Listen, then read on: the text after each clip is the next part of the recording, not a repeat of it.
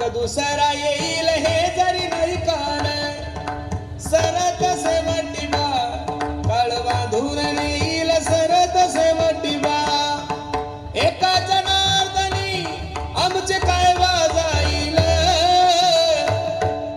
पिंगळा माद्वारी बोल बोल तो देखा पिंगळा महाद्वारी पिंगळा महाद्वारी बोल बोल तो देखा. जर इथं येऊन देवाचं चिंतन नाही केलं तर मग महाराज सांगतात पुनरपि मरणम पुनरपि जननम पुनरपि जननी जठरे शयनम. किती वेळा जन्म यावे नित्य भावे फजित एक एक येऊनी कोटी कोटी फेरा मग लागे वारा मनुष्य देहाचा. अरे आंधळ्याच्या हातात कावळा सापडावा तसा नरदेह सापडलाय मायबाप संधीचं सोनं करा.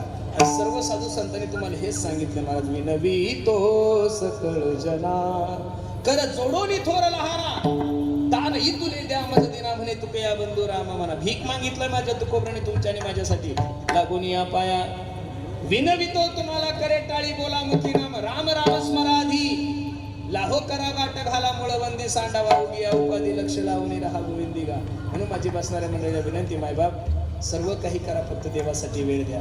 देवाच्या चिंतनाविना वेळ नका वाया घालू. बरं कोणीच कामी येत नाही मला धनाने भूमो पश्वश्य गोष्टी नारी गृहद्वारी जन स्मशाने देहेश्चितायाम परलोक मार्गे कर्मानुभव गच्छति जीव एका. मानवी देहाची सगळ्यात मोठी भ्रांती ही आहे की मनुष्य चिंतन करण्यापेक्षा चिंता जास्त करतो. मनुष्य चिंतन करण्यापेक्षा चिंता जास्त करतो.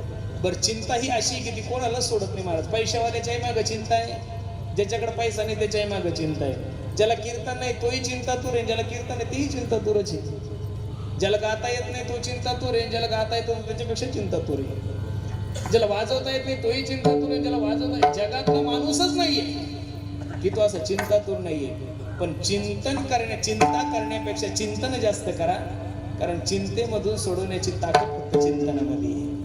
हरिभजना विण काळ घालवून